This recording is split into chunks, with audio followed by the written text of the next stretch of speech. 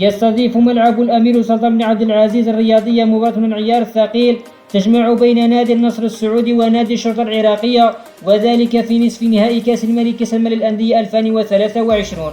ويدخل نادي النصر السعودي هذه القمة ويريد أخذ البطولة الأولى له مع ساديو ماني وكريستيانو رونالدو، والبطولة له في تاريخه في البطولة العربية. وأما نادي الشرطة العراقية قد يكون الحصان الأسود ويريد الفوز على النصر السعودي بعدما فاز على نادي السد القطري في دور ربع نهائي كأس سلمان للأندية ب4 أهداف مقابل هدفين.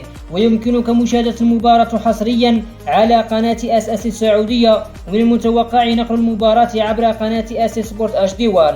وتنطلق صافرة البداية في تمام الساعة 4 مساء بتوقيت الجزائر والمغرب وتونس، 5 مساء بتوقيت ليبيا والسودان، 6 مساء بتوقيت مصر ولبنان والأردن وفلسطين والسعودية والكويت وقطر والعراق.